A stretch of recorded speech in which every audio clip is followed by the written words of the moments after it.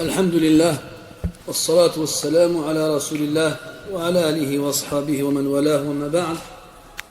أحبتي الكرام، نجتمع وإياكم في هذه الليلة التي هي الليلة 28 من شهر جمادى الأولى لعام 39 و400 وألف للهجرة، الموافقة ل14 من شهر فبراير لعام 2018،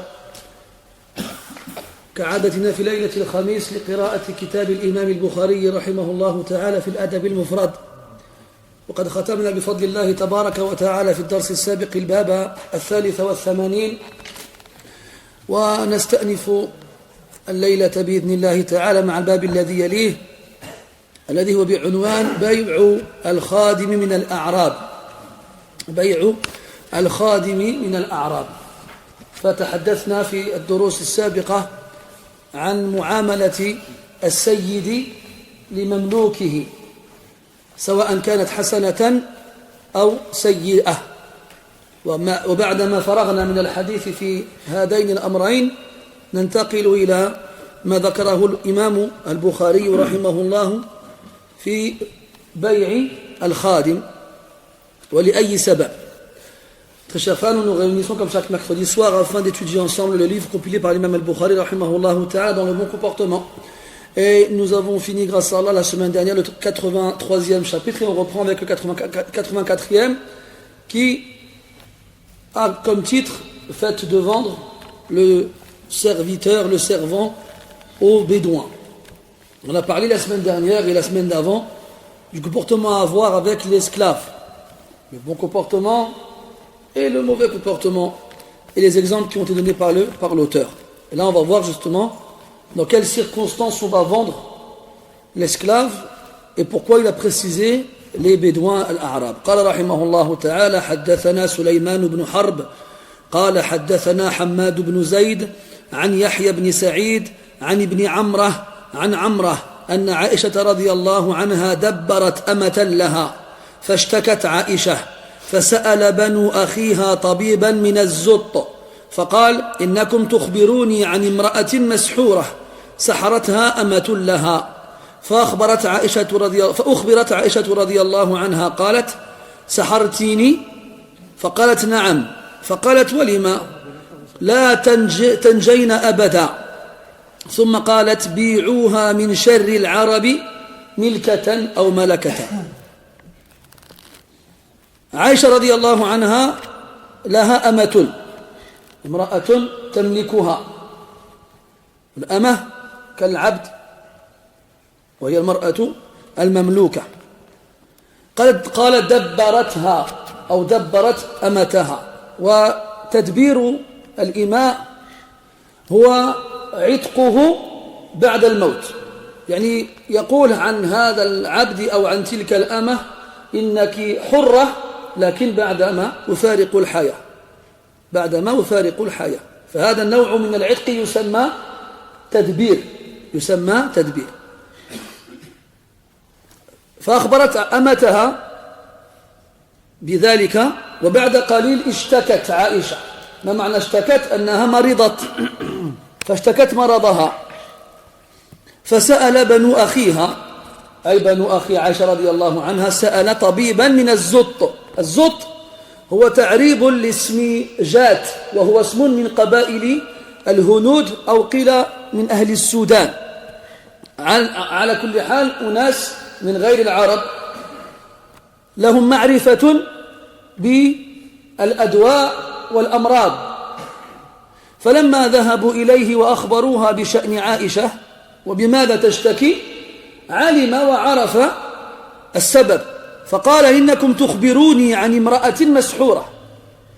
يعني الذي تشتكي منه تلك العلامات التي ذكرتها إنما هي علامات السحر. فكان سبب مرض عائشة سحرا سحرت به. ثم قال ذلك الطبيب: سحرتها أمة لها. من دقة معرفته بالأمر علم سبب الداء وعلم أصله، من أين جاء. وسحرتها أمة لها. ولا تسألوني عن كيفية ذلك، الأطباء والمتخصصون لهم معارف بالأمور تخفى على كثير من الناس. فأخبرت عائشة رضي الله عنها بلغها الخبر بأنها مسحورة سحرتها أمتها. وهذا يدل على أن الصالحين من الناس الذين يلتزمون قراءة القرآن وقراءة أوراده من الذكر والدعاء، هذا لا يمنعهم أن يصابوا بالسحر قدرا، إن كان الله تعالى قد قدر في سابق علمه أن يصاب شخص ما بالسحر فسيصاب لا محالة ولا مفر من قدر الله تبارك وتعالى. وقد سحر النبي صلى الله عليه وسلم، ولعل الله تبارك وتعالى يريد بذلك ابتلاء عبده ليرفع منزلته عنده وليكفر عنه سيئاته وليعظم أجره. فلما أخبرت عائشة رضي الله عنها ذهبت إلى تلك الأمة سألتها، وهذا يدل على أنه لا ينبغي استقبال الأخبار وتصديقها من غير تأكيد، عملا بقول الله تبارك وتعالى: يا أيها الذين آمنوا إن جاءكم فاسق بنبأ فتبينوا. وفي قراءة ابن مسعود: فتثبتوا، اطلبوا البيان واثبتوا الخبر. فسألتها: سحرتيني؟ أنت التي سحرتيني؟ قالت الأمة: نعم. اعترفت ووافقت وأقرت بفعلها. فقالت: ولما؟ سألتها عائشة رضي الله عنها عن السبب الذي حملها على أن تسحرها. لا تنجين أبدا.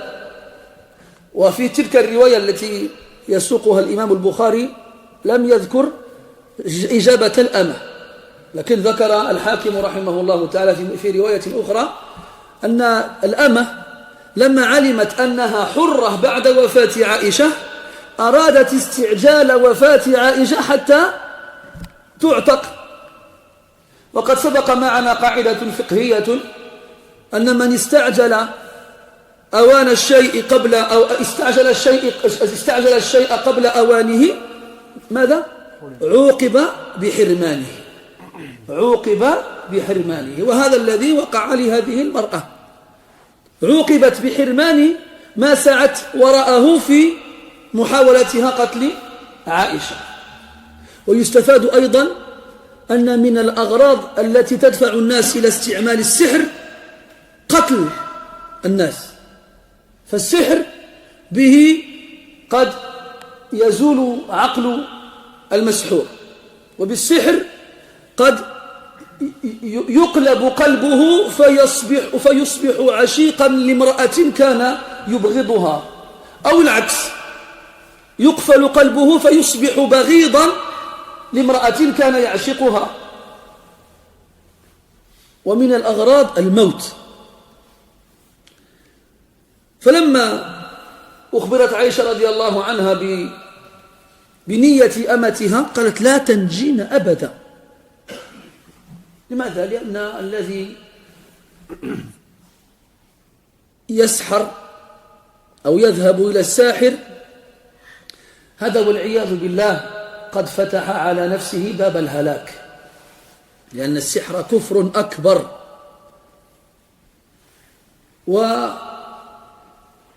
ويتعذر أو يندر من قبل الساحر توبة. لا يقال يتعذر مطلقا، وإنما يندر أن الذي يسحر يوفقه الله تعالى لأن يتوب. قد يقع لكن نادرا. لا تنجين أبدا. ثم قالت: بيعوها من شر العرب ملكة.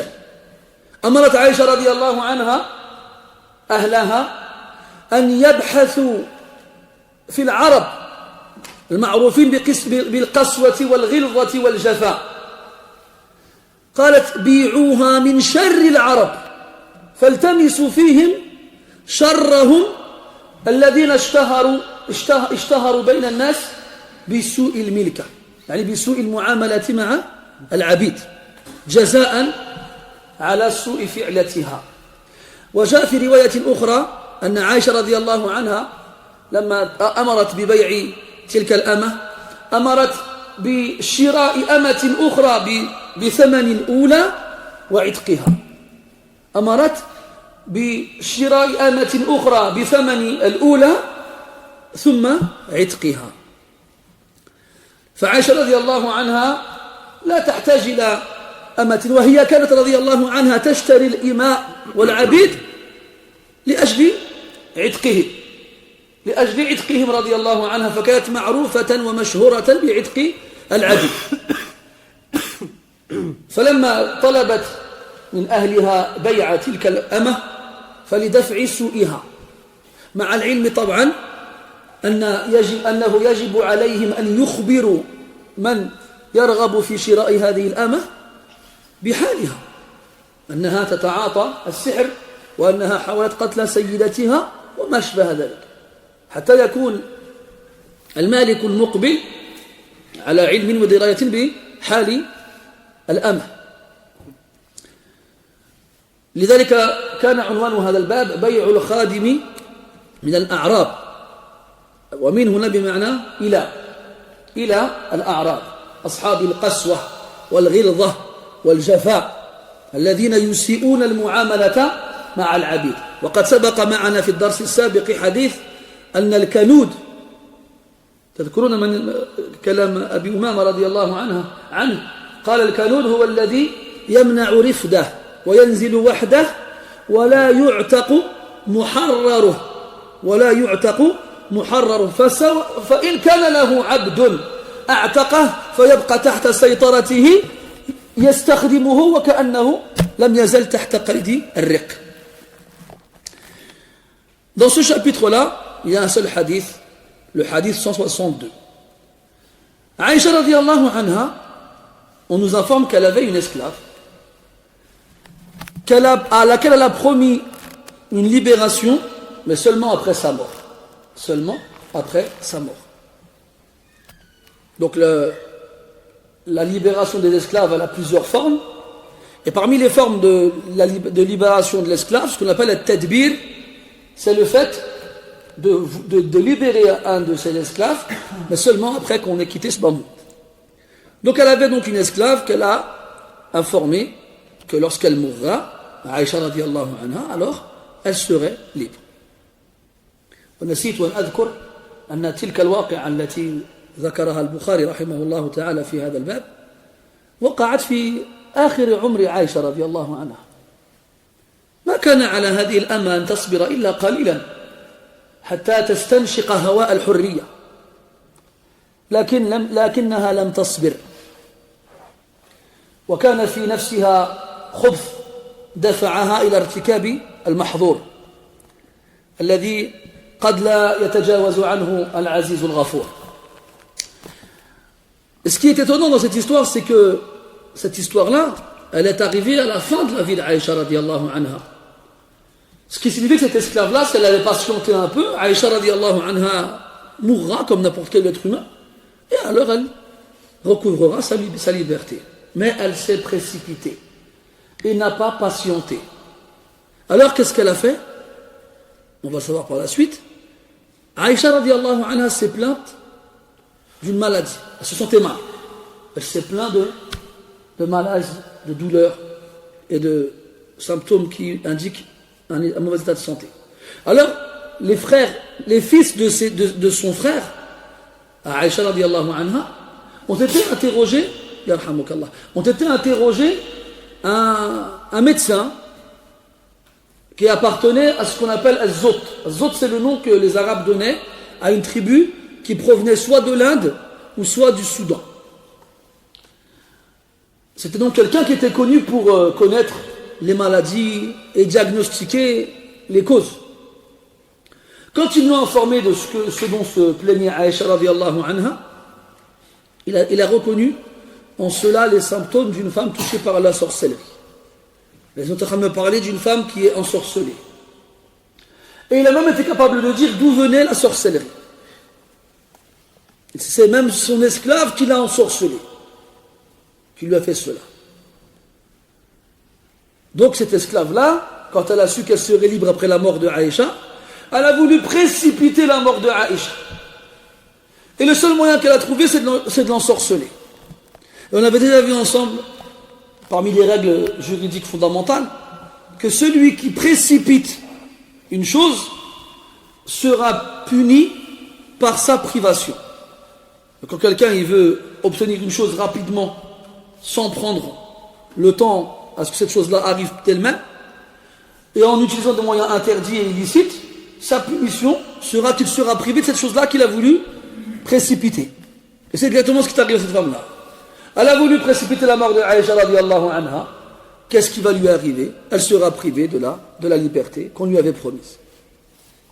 Et dans cette information-là, on retire que la sorcellerie est utilisée pour plusieurs raisons. Les gens s'en servent pour faire du mal aux autres. Ça, on le sait. On s'en sert pour faire marier les gens, rendre quelqu'un fou d'amour pour une personne qu'il n'avait jamais remarqué auparavant, ou pour les séparer et faire détester quelqu'un à une personne qui ne pouvait voir qu'elle auparavant. Et d'autres raisons, et parmi ces raisons-là, carrément la mort. Carrément la mort. Et comme vous le savez, le sihr, en plus d'être un grand péché, de la grande mécréance. Wal'iyadhu billah. يقول تبارك وتعالى ولقد علموا لمن اشتراه ما له في الآخرة من خلاق والذي لا خلاق له والخلاق بمعنى النصيب في الآخرة فمأواه النار لا يخرج منها أبد الأبد. Et comme Allah dit dans le Coran, et ceux qui l'ont acheté, la sorcellerie, savent très bien qu'ils n'auront aucune part dans l'au-delà. Aucune. Et celui qui n'a aucune part dans l'au-delà, tout ce qu'il peut avoir, c'est l'enfer où il demeurera éternellement. Alors, cette femme-là, elle a fait un grand crime, et un grand péché énorme, qui peut-être, Allah ne lui pardonnera pas parce qu'elle ne s'en repentira pas. Pourquoi on dit ça? Parce que, en général, les sorciers ne se repentent pas. Ça arrive, mais c'est rare. C'est très rare. Sinon, la grande majorité des gens qui font du sihr, ils meurent comme ça, wal'iyadhu billah. C'est pour ça que Aïcha radiyallahu anha, quand on est parti la voir et qu'on lui a dit, bon, écoute, le docteur, il a dit que tu étais ensorcelé, et que c'était ton esclave qui t'avait ensorcelé. C'est nous à qui on avait dit ça, on serait parti prendre, je sais pas moi, une batte de baseball, ou bien une épée, ou là, un truc de ce genre-là, et on lui aurait coupé la tête tout de suite. Mais Aïcha radiyallahu anha, c'est pas quelqu'un comme nous. C'est quelqu'un de pieux qui connaît le Coran. C'est la femme du prophète sallallahu alayhi wa sallam, la plus savante des femmes de cette communauté. Elle lit le Coran et elle lui trouve, ô vous qui avez cru, lorsque vient à vous un fasiq avec une information confirmée avant d'agir. C'est pas comme ce que les gens font aujourd'hui, wal'iyadhu billah. Ala kulli hal, elle lui a demandé, on m'a dit que tu m'avais ensorcelé, est-ce que c'est vrai? Et la femme elle a répondu oui. Elle a reconnu. Elle n'a pas cherché à mentir ou à s'excuser ou autre. Et bien lorsque Aïcha radiyallahu anha a su que c'était effectivement la vérité, elle a dit pourquoi tu m'as fait ça? Pourquoi? Est-ce que j'étais mauvaise envers toi? Est-ce que je t'ai fait du mal? Pourquoi tu as voulu ma mort? Et dans la version du hadith que le Bukhari rapporte, on n'a pas l'explication de la part de l'esclave. Mais dans une version du Hakim, il nous est précisé qu'elle a fait ça justement pour pouvoir recouvrer sa liberté plus rapidement. Alors Aïcha radiyallahu anha lui a dit la tanjina abada. Tu ne seras jamais sauvé. C'est comme si elle nous est comprendre que le sahir, la tawbata lahu. La tawbata lahu. Le sorcier, il n'a pas de tawba. Ça ne veut pas dire que s'il fait tawba, Allah il n'acceptera pas son repentir. Là. Allah yatubu ala man yatab. Allah yatubu ala man tab. Parce qu'Allah il accepte le repentir de celui qui se repent sincèrement.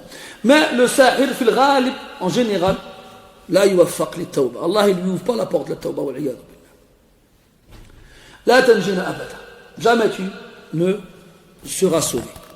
Puis après, Aïcha radiyallahu anha a demandé à sa famille de prendre cette esclave-là et de la vendre au pire des bédouins, connus pour leur méchanceté à l'égard des esclaves. Donc on avait vu dans un chapitre précédent un hadith où on parle du canoud, l'ingrat. Et ce canoud-là, il a des caractéristiques. C'est quelqu'un qui n'offre rien à personne. Quelqu'un, quand il voyage avec les gens, il se met dans son coin, il s'isole, il ne se mélange pas aux autres. Et quelqu'un, même quand il libère son esclave, il se comporte avec lui comme si c'était toujours un esclave. Ça, c'est pour celui qui libère son esclave. Qu'est-ce qu'on va dire pour celui qui ne le libère pas? Donc les Bédouins, elle a précisé ici l'arabe. Ça fait référence ici aux Bédouins. Ceux qui vivent dans la campagne, dans le désert, les nomades, qui sont connus pour être durs et sévères. Avec leurs propres enfants. On a vu ensemble dans ce livre-là qu'ils avaient des enfants, ils ne les embrassaient même pas. Donc Aïcha radiallahu anha, elle a voulu punir cette femme-là pour ce qu'elle a fait. De quelle façon? En la vendant aux Bédouins qui sont connus pour être le plus durs avec leurs esclaves. علاش هذا الجزاء؟ لأن عائشة رضي الله عنها أحسنت إليها ووعدتها بالعتق بعد وفاتها وهي في آخر عمرها فعن قريب سوف تفارق هذه الحياة فهذا إحسان. وانظروا كيف قابلت هذه الأمة إحسان عائشة رضي الله عنها بتلك الإساءة العظيمة التي هي محاولة القتل. وهذا يدل على أن مثل هذا الصنف من الناس لا ينفع معه الإحسان. فإذا كان الإنسان لا يجدي نفعا في مثله فهذا أجدر له أن تكون معاملته شديدة. وحق الناس بتلك الشدة هم من؟ العرب أصحاب الملكة السيئة. Et là on pourrait se poser la question, mais pourquoi Aïcha radiallahu anha elle a décidé cela? C'est ça, Aïcha radiallahu anha était connue pour libérer les esclaves. Alors dès qu'on lui donnait de l'argent, elle achetait des esclaves pour les libérer. Il y a une histoire avec son neveu, Abdullah ibn Zubayr. Abdullah ibn Zubayr, il aimait Aïcha comme sa mère, sa tante. Et Aïcha l'aimait comme son fils. Et Aïcha n'avait pas d'enfant. C'est quoi la kunya de Aïcha? Umm Abdillah. Et pourquoi on l'appelait Umm Abdillah? Par rapport à Abdullah ibn Zubayr, qui était son neveu. Elle s'en occupait comme son fils. D'ailleurs, les faïda, Abdullah ibn Zubayr, c'est le premier enfant des muhajirines qui est né à la Mecque à Médine après la Hijra. Donc, Abdullah ibn Zubayr, qui était devenu un homme après la mort du prophète sallam, il allait visiter sa tante souvent, Aïcha, et il remarquait que Aïcha, chaque fois qu'elle avait de l'argent, elle libérait des esclaves. Elle ne gardait rien pour elle. Elle donnait aux pauvres, elle libérait des esclaves. Et Abdullah, ça l'énervait parce que toujours, Aïcha était dans le besoin. Alors, un jour qu'il a appris que Aïcha avait libéré je ne sais combien d'esclaves, il a juré, il a dit soit elle va arrêter de dépenser son argent comme ça, soit je vais, moi, le gérer à sa place. Et quand Aïcha a appris l'histoire, elle s'est mise en colère. Elle dit, moi je suis sa fille Et elle a juré, à cause de ça, qu'elle ne lui parlerait plus jamais. خلاص قطعنا. Et Abdullah ibn Zubayr وقع عليه نذر عائشة وقعا شديدا. وقع شديد عفوا. Quand il a appris ça, ça lui a fait très mal. Alors il a essayé d'aller voir pour s'excuser. أبدا مستحيل. غلقت في وجهه الأبواب كلها. Elle a dit non, pas d'excuse. Alors il a été voir des gens qui venaient voir Aïcha pour lui poser des questions sur la vie du prophète sallam, et il leur a demandé de parler à Aïcha pour qu'elle revienne sur son vœu. Alors ils ont dit viens avec nous. Ils sont partis, ils ont frappé à la porte de Aïcha radiyallahu anha, et ils lui ont dit est-ce qu'on peut rentrer? Elle a dit tfaddalou. Ils ont dit tous ensemble? Elle a dit tous ensemble. Et il y avait avec eux Abdullah ibn Zubayr. Donc il est rentré avec eux chez Aïcha. Quand ils sont rentrés chez Aïcha, il y avait le rideau qui les séparait. Donc Aïcha d'un côté, bien sûr. وَإِذَا سَأَلْتُمُوهُنَّ مَتَاعًا فَاسْأَلُوهُنَّ مِنْ وَرَاءِ حِجَابٍ. Donc il y avait un rideau qui les séparait. Et quand ils sont rentrés, Abdullah ibn Zubayr, qu'est-ce qu'il fait? Il passe derrière le rideau. Il a droit, c'est son neveu. Et là, il s'accroche à Aïcha, il la supplie de lui pardonner. Et Aïcha, elle ne lui répond pas. Et il pleure, Abdullah ibn Zubayr, il pleure, et les hommes qui sont derrière le rideau, ils disent, ah, ya al-mu'minin, tu sais ce que toi tu l'as dit dans le fait de couper les liens avec sa famille, c'est quelque chose de grave, pardonne-lui, et tu sais comment Allah il récompense ceux qui pardonnent. Frère Aïcha, radiallahu anha, elle pleure, et elle dit, walakinna an-nadra amruhu shadid. Mais j'ai quand même fait une promesse à Allah. C'est pas des paroles en l'air. Et quand on fait un nadr, une promesse à Allah Azza wa Jal, et qu'on ne la respecte pas, kafaratuha kafarat yamin. On l'expie comme on expie un serment. كما في قول في آية المائدة. فكفارته إطعام 10 مساكين من أوسط ما تطعمون أهليكم أو كسوتهم أو تحرير رقبة. Comment on expie un serment qu'on n'a pas tenu? Soit on nourrit 10 pauvres, soit on habille 10 pauvres, ou soit on libère un esclave. واحد. فمن لم يجد, celui qui ne trouve pas, يصوم 3 أيام. ماشي حنا كيما نديرو حنا غير نصوموا. ما فيها ما نخرج الفلوس باش باللي أطعم المساكين أو ألبسهم. Nous tout de suite on jeûne 3 jours. Mais c'est une erreur ça. C'est une erreur. Celui qui jure qu'il va faire quelque chose et qu'il ne le fait pas, il a le choix entre 3 choses. Il nourrit 10 pauvres, il les vêtit, ou il libère un seul esclave. Allah il a dit un seul esclave. Si tu ne peux pas faire une de ces 3 choses-là, alors tu jeûnes 3 jours. Aïcha radiallahu anha, qu'est-ce qu'elle a fait? Combien d'esclaves elle a libéré? 1? Non. 2? Non. 10? Non. 40. Et s'il y avait des gens comme Aïcha, des esclaves au bout d'un siècle, il n'y en aurait plus chez les musulmans. Mais ce n'est pas tout le monde qui est comme Aïcha radiallahu anha. C'est normal. كوكب ساطع دري في أفق السماء من يدانيه في اللمعان. Et donc, c'était pour vous raconter une histoire comme quoi, pour une kafara, Aïcha radiallahu anha, elle libère 40 esclaves. Donc Aïcha radiallahu anha, comprenez, l'esclave, c'était pas pour lui faire le ménage, ou pour lui faire à manger, ou pour lui... Là, c'était pour gagner des hasanat, ni plus, ni moins. Shahid. Donc ici, Aïcha demande à ce qu'on la vende.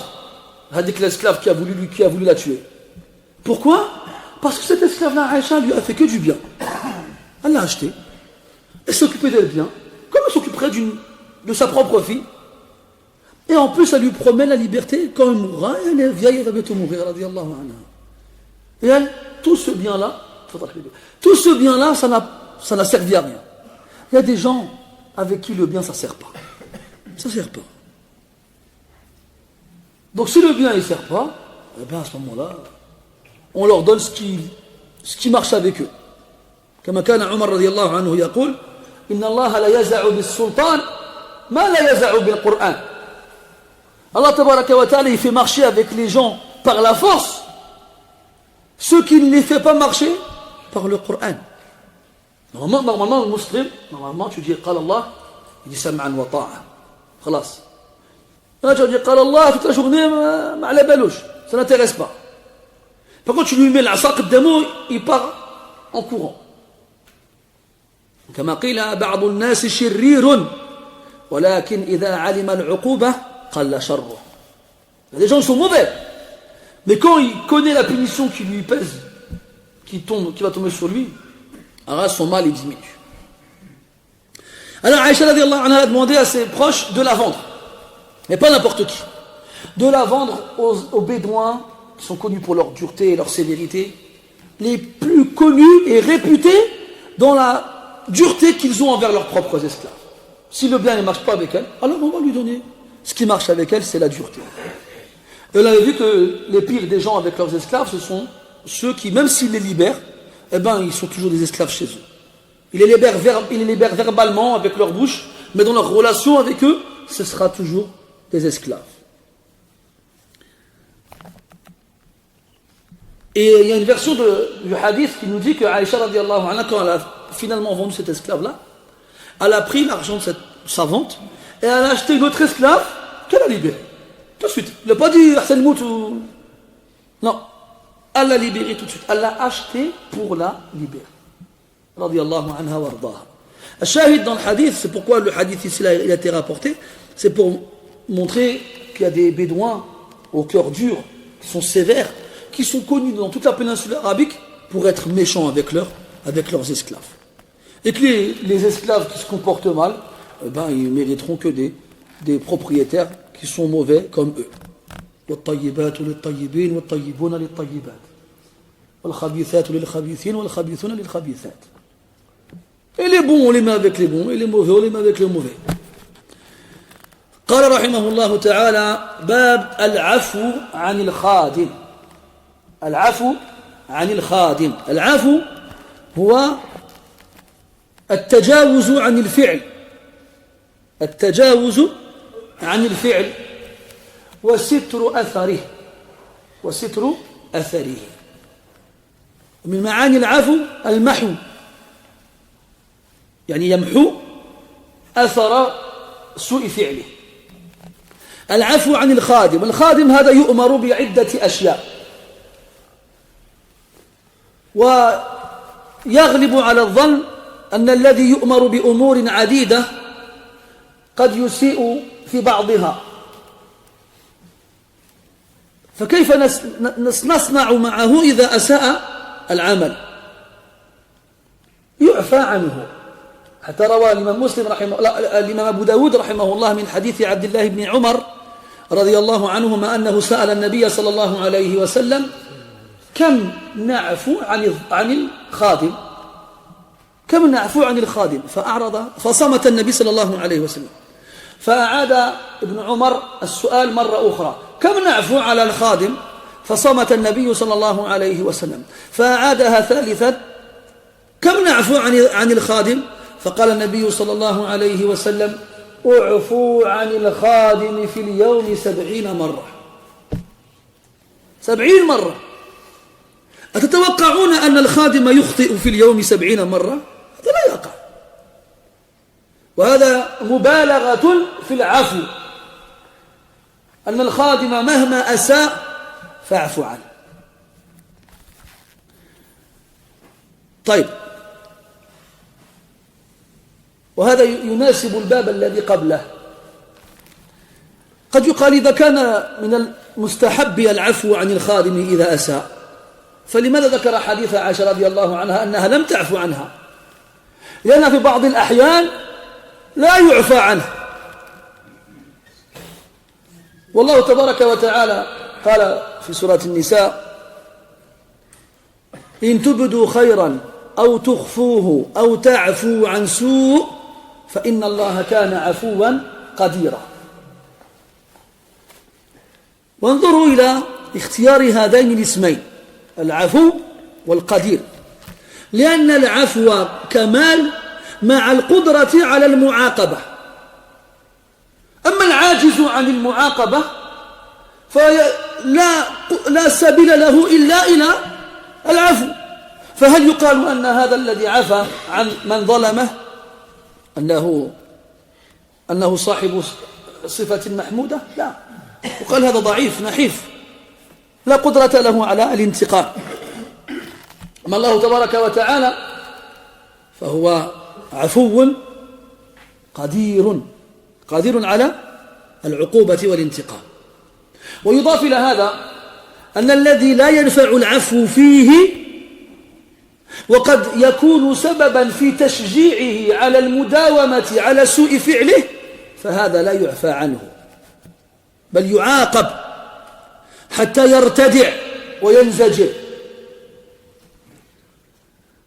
Dans le chapitre suivant, il a pour titre le fait de pardonner au serviteur, au servant, à l'esclave. Quand on dit pardonner, ici c'est une traduction relative et approchée, mais l'afou en arabe, c'est le fait, pour moi, wallahu a'lam, l'expression française qui s'y rapproche le plus, c'est passer l'éponge. Allez, vas-y. Allez, vas-y. L'afou en arabe, ça veut dire effacer. Comment il disait? Bon, je me souviens plus. Hassan ibn Thabit, il disait بطيبة رسم للرسول ومعهده منير وقد تعفو الرسوم وتهمد. وعليكم السلام. وقد تعفو الرسوم وتهمد. تعفو أي تمتحي. تعفو عفا يعفو. عفا ça veut dire effacer. Et pourquoi on dit pardonner au lieu de dire effacer? Parce qu'en fait c'est le fait d'effacer le mal qui t'a été fait. de plus revenir dessus. Et on rajoute à cela une autre chose, c'est de le cacher. C'est pas je lui pardonne, allez vas-y on n'en parle plus, enfin je ne parle plus avec toi, mais je vais voir tout le monde, je fais, t'as vu lui, bon vas-y il m'a fait ça mais je lui ai pardonné. Non, c'est pas du afou ça. Al-afou c'est, ça y est, khalas, on n'en parle plus. J'ai effacé ton erreur, je l'ai oublié de ma tête, et j'en parle plus. Et je le cache. C'est ça l'afou al-haqiqi. Donc ici, on parle du fait de pardonner les erreurs des esclaves. Pourtant, dans le hadith précédent, il y a un esclave qui a fait une erreur et Aïcha ne lui a pas pardonné. Parce qu'en fait, le fait de pardonner, c'est quelque chose de bien à deux conditions.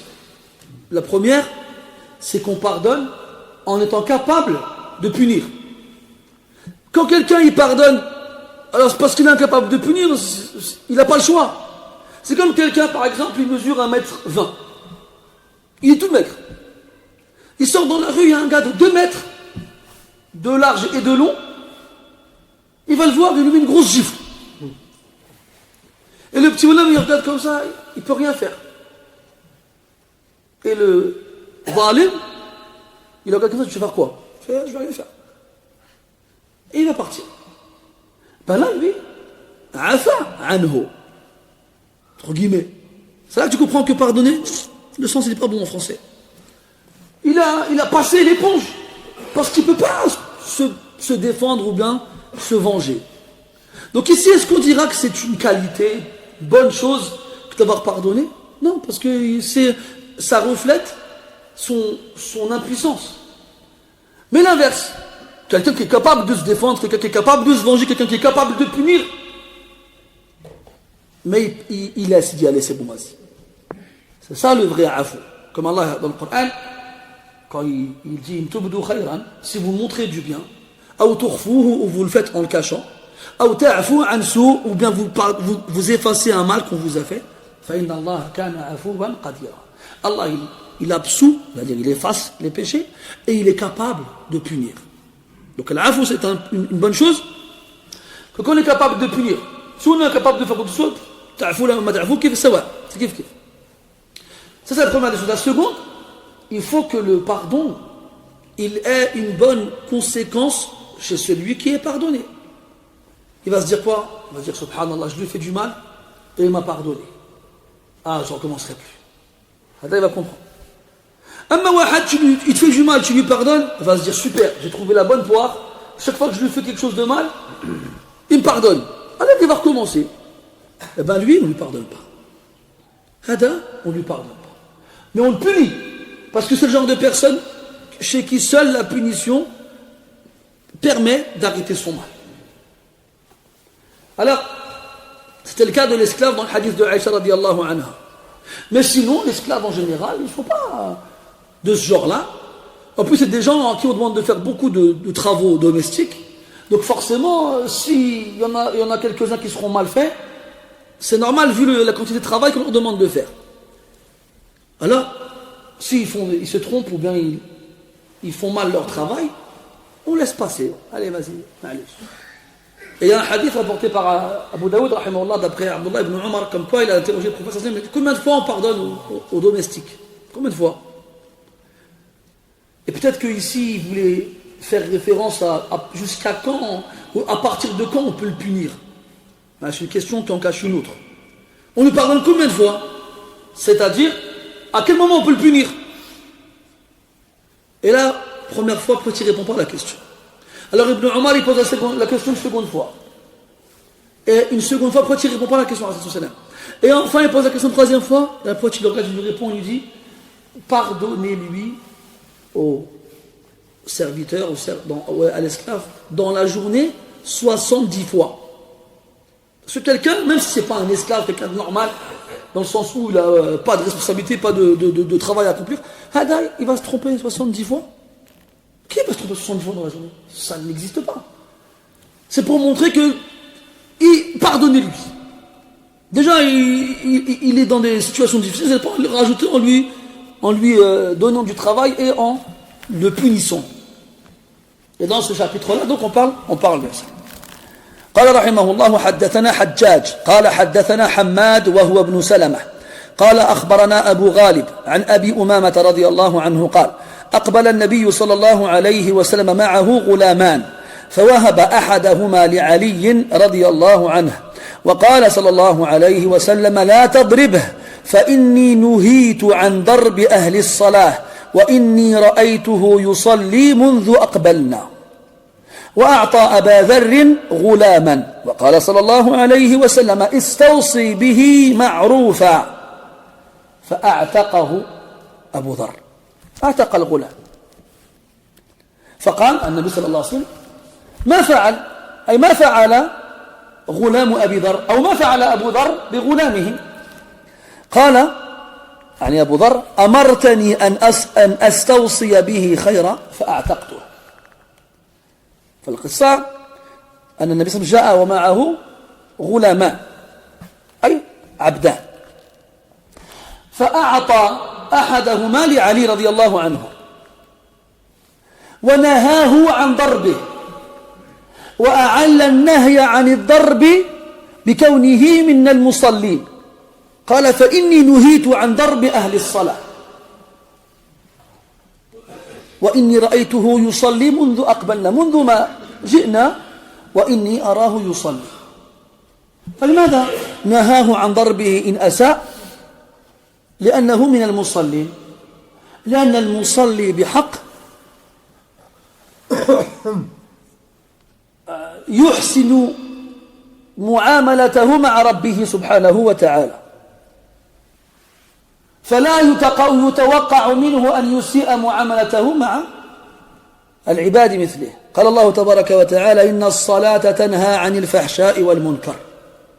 وقد يخطر ببال كثير من الناس سؤال متعلق بهذه الآية، يقول تبارك وتعالى إن الصلاة تنهى عن الفحشاء والمنكر، ثم ينظر حوله أو ينظر في نفسه ويرى رغم كونه مصليا أنه يأتي المنكر والفحشاء.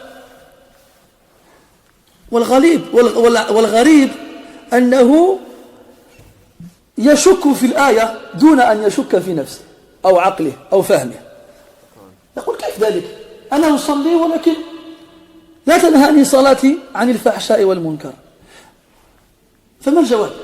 الجواب سهل ويسير، لأن صلاتك في حاجة إلى ترقيع وإلى تصليح، فكلما أحسن العبد صلاته نهته عن الفحشاء والمنكر. أما الذي يؤديها وكأنه ديك ينقر بمنقره، يرفع رأسه ويركع ويسجد كأنه يمارس الرياضة، فهذه ليست صلاة.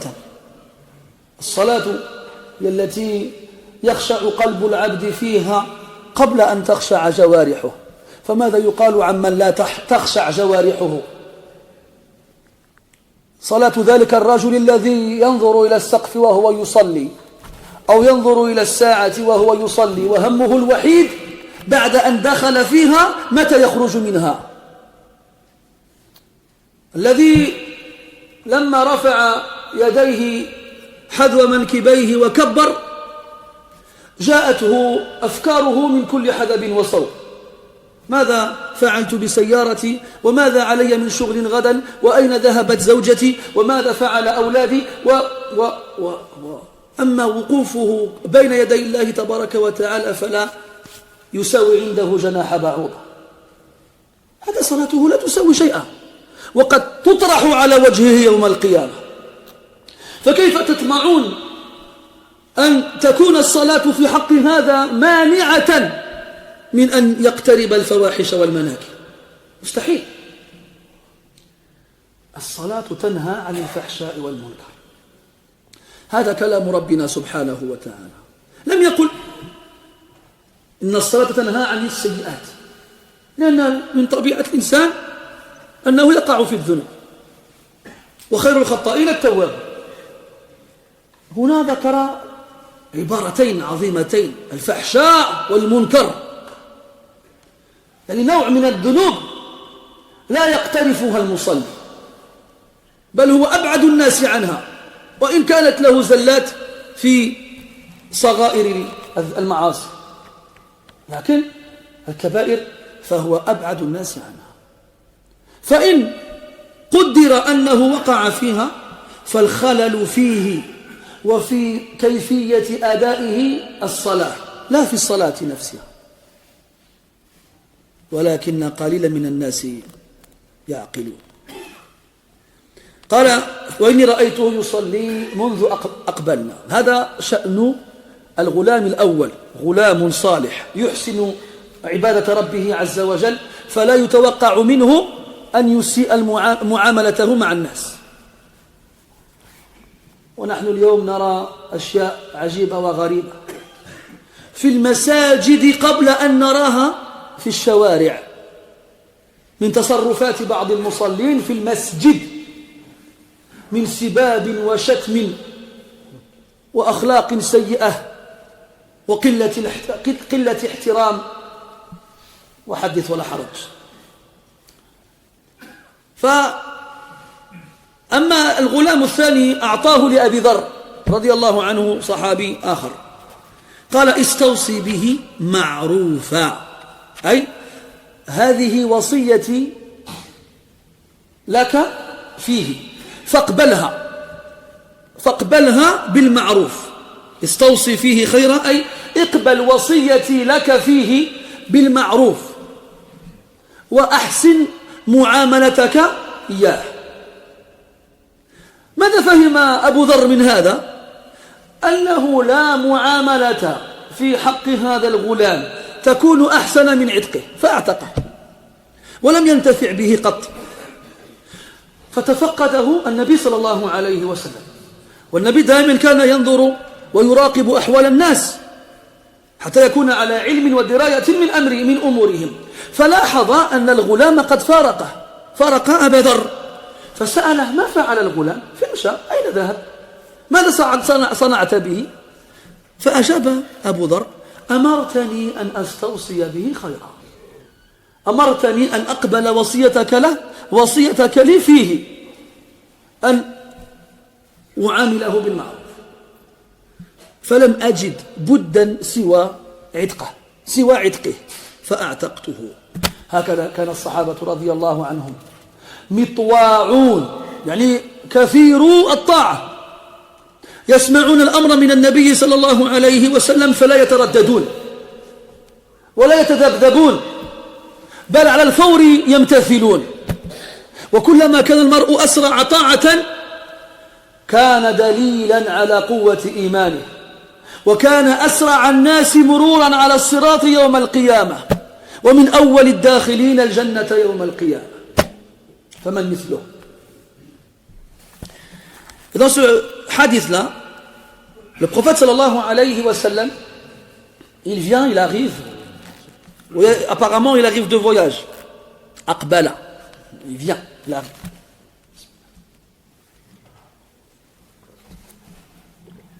Quel baqi 14. 28 Non. 14.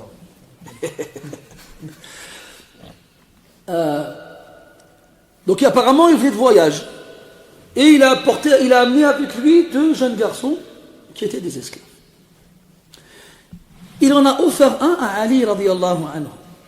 Il lui a dit ne le frappe pas, car on m'a interdit de frapper les gens qui prient. Et ce jeune garçon, je l'ai vu prier depuis qu'on est arrivé. Donc, on comprend ici que celui qui prie, à la base, c'est quelqu'un en qui on peut avoir confiance. C'est quelqu'un en qui on peut avoir une bonne opinion. Pourquoi? Parce que celui qui s'acquitte de son devoir envers son Seigneur, normalement s'acquitte de son devoir envers les gens. Et s'il fait les choses, il ne les fait pas correctement, ce ne sera pas volontaire. Ce sera involontaire. Donc il ne mérite pas d'être puni. Et Allah dit dans le Coran, la prière empêche le mal et la turpitude, al-fahsha wal munkar.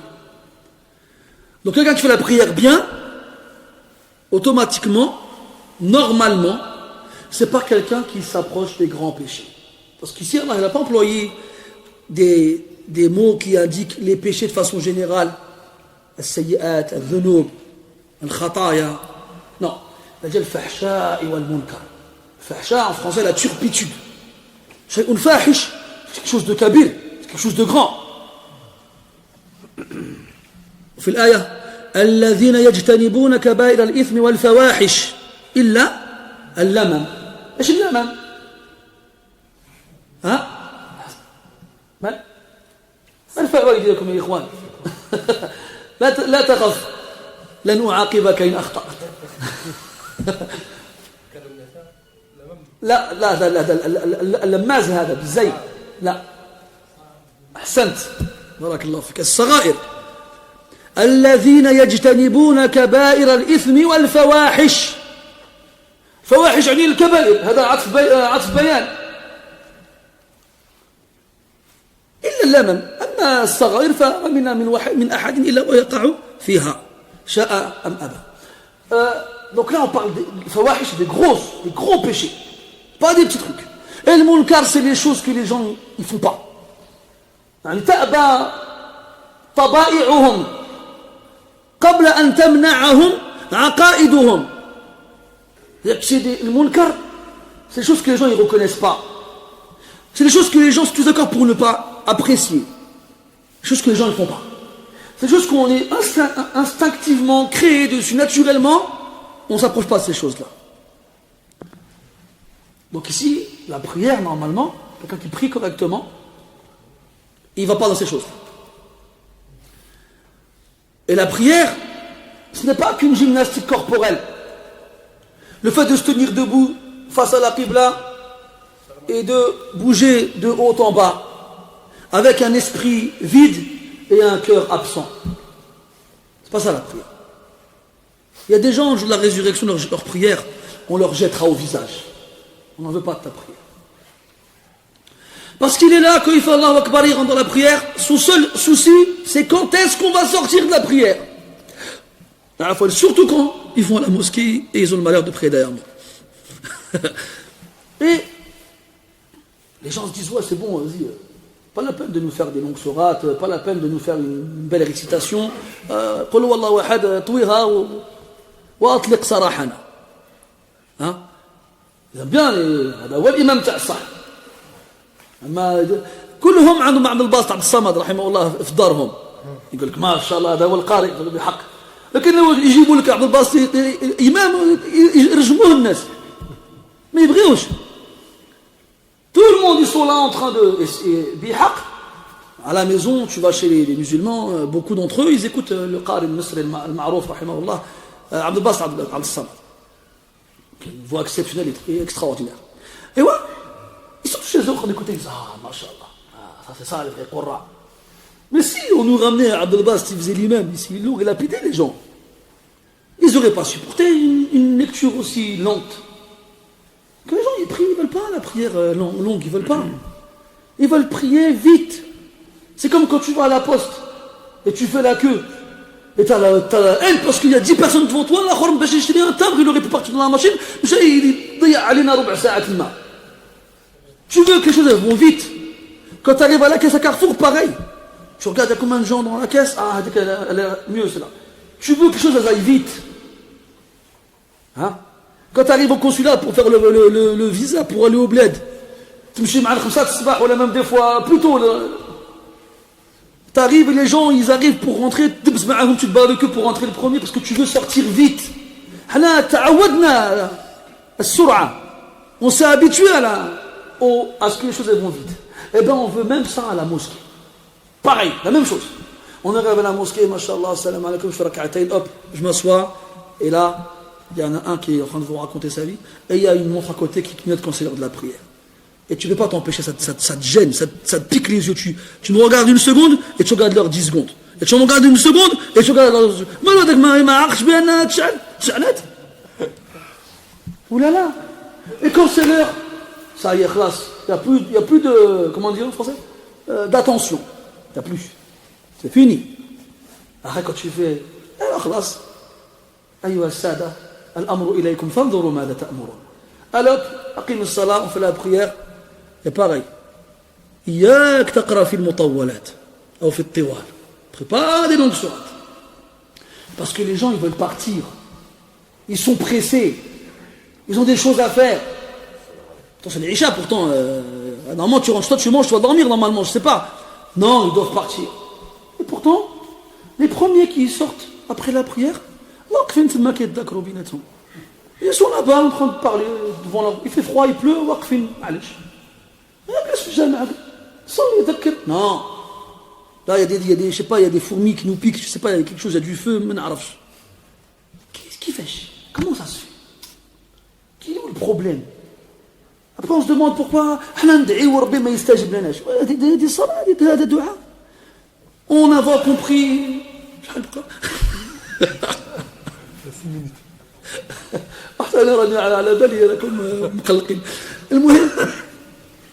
Dans tous les cas, on est là. Il y a des gens, ils entendent ce verset, puis ils regardent certaines personnes qui connaissent autour d'eux, ou bien des fois c'est même eux-mêmes. Et ils savent. Tout le monde sait ici, là, un côté obscur qui cache et que seul Allah Ta'ala y connaît. Des choses qu'il fait, qu'il ne devrait pas faire et que lui-même il est conscient, et pourtant il les fait. Et pourtant il prie. Qui fais-je? Comment je fais la prière? Allah il a dit la prière elle empêche aux gens de faire les grands péchés et les choses mauvaises. Pourquoi je les fais alors? Et on est tellement faible qu'on va remettre en doute le verset ou de se remettre en doute soi-même. Alors que le problème il vient de nous sans aucun doute. Parce que si c'était une vraie prière, avec un cœur concentré, un esprit attentif, avec un corps immobile, eh ben la prière elle nous empêcherait de faire le fahsha wal munkar. Quand on est dans un endroit face à une opportunité de faire un péché, là il y a cette voix peut-être qui nous dirait Ya akhi taqillah, anta min ahli as-salat, la yaliqu bimithlika an yaf'ala hada. T'entendrais une phrase qui te dirait ça dans ta tête. Crains Allah, tu fais la prière. Quelqu'un comme toi ne fait pas ces choses-là. وإذا خلوت بريبة في ظلمة والنفس داعية إلى الطغيان فاستحي من نظر الإله وقل لها إن الذي خلق الظلام يراني. Quand tu es face à quelque chose de douteux dans les ténèbres, de douteux, tu haram, personne ne peut te voir. Et ton œuf te dit quoi? Allez, vas-y. Vas-y, personne ne va te voir. Alors à ce moment-là, il faut que tu aies honte du regard d'Allah sur toi. Et dis à ton âme, celui qui a créé les ténèbres, il te voit. Donc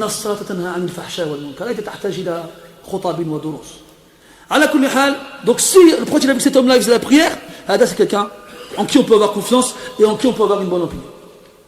Et le deuxième, il a donné à Abu Dharr al-Ghifari radiyallahu anhu. Et en lui donnant, il a dit quoi? Écoute, je te recommande d'agir convenablement envers lui. Alors, accepte ma recommandation. La prophète dit ça à Abu Dharr, c'est un conseil, une recommandation, c'est pas un ordre absolu. Mais les Sahaba radiyallahu anhum, eux, la façon de comprendre et d'entendre elle est différente de la nôtre. Alors, il entend lui dire, écoute, lui, il faut que tu choisisses convenablement avec lui, et que tu sois bon envers lui, et je te recommande d'être bon envers lui, donc fais attention à lui. Abu Dharr, il n'a pas trouvé d'autre moyen, d'autre solution pour obéir au prophète que de le libérer. Alors il libère. Je dois être bon, oui, vas-y, t'es libre. C'est pas. Il a libéré. Et après, plus tard, il remarque, il constate qu'il ne voit plus le jeune garçon qu'il a donné à Abu Dharr. Alors il lui demande, qu'est-ce qu'il est, il est où le garçon que je t'ai donné la dernière fois? Et là, Abu Dharr lui dit, tu m'as demandé d'être bon envers lui, alors je l'ai libéré. Alors, je l'ai libéré. هذا هو. 3 minutes. نعم. قال رحمه الله تعالى حدثنا أبو معمر قال حدثنا عبد الوارث قال حدثنا عبد العزيز عن أنس رضي الله عنه قال قدم النبي صلى الله عليه وسلم المدينة وليس له خادم فأخذ أبو طلحة بيدي فانطلق بي حتى أدخلني على النبي صلى الله عليه وسلم فقال يا نبي الله إن أنسا غلام كيس لبيب فليخدمك قال فخدمته في السفر والحضر مقدمه المدينة حتى توفي صلى الله عليه وسلم ما قال لي عن شيء صنعته لما صنعت هذا هكذا ولا قال لي لشيء لم أصنعه ألا صنعت هذا هكذا 10 سنين. Anas radiallahu anhu il raconte que Abu Talha, je connais Abu Talha. Abu Talha c'est le mari de sa mère Umm Sulaym, pas son père mais c'est le mari de sa mère, c'est son beau-père. Il a pris la main d'Anas, il lui a dit viens avec moi. Et il l'a ramené chez le prophète quand il est arrivé à Médine. Il lui a dit au prophète d'Allah, voici Anas, غلام كيس, يعني عاقل, متيقظ. Je te présente Anas, c'est un jeune garçon, il avait 10 ans, qui est éveillé, doué de raison, labib, dhulub, sahib aql, c'est quelqu'un d'intelligent. Qu'il soit à ton service. Alors il a accepté comme serviteur. Il a dit, Anas, j'étais à son service, qu'il soit chez lui ou qu'il soit en voyage. Du moment où il arrive à Médine jusqu'à sa mort, pendant 10 ans. Il avait 10 ans, et pendant 10 ans, il était son serviteur et il faisait ce qu'il lui demandait de faire. Et Anas, il dit quoi? Jamais il m'a demandé pour une chose que j'ai fait. Pourquoi tu as fait ça comme ça? Et jamais il m'a demandé pour une chose que j'ai pas faite. Pourquoi tu n'as pas fait ça comme ça? Jamais. وفي رواية مسلم قال وما قال لي أفا قط. Jamais il a dit quoi? C'est un enfant. ويكثر ويغلب على الظن أن الصبي يخطئ. C'est un enfant et généralement les enfants ils se trompent, ils font des erreurs. Et jamais toi tu l'as remis en cause ce qu'il a fait ou ce qu'il n'a pas fait. Et là ça te montre le comportement du prophète avec les enfants et avec ceux qui sont à son service. Qu'est-ce que veut dire avec nos propres enfants à nous alors? On doit être encore arham bihim, avoir plus de rahma envers eux. النبي صلى الله عليه وسلم était arham بغلام خادم ليس بابن الله que nous envers nos propres enfants. على كل حال نسأل الله تبارك وتعالى بأسمائه الحسنى وصفاته العلى أن يرزقنا حسن الأدب وأن يجعلنا من أصحاب الأخلاق الحسنة وأن يوفقنا للاقتداء بالنبي صلى الله عليه وسلم وأن يقذف في قلوبنا الرحمة والرأفة وإنه ولي ذلك والقادر عليه. سبحانك اللهم وبحمدك أشهد أن لا إله إلا أنت نستغفرك ونتوب إليك. صلى الله على نبينا محمد وعلى آله وأصحابه أجمعين والحمد لله رب العالمين. بارك الله فيك.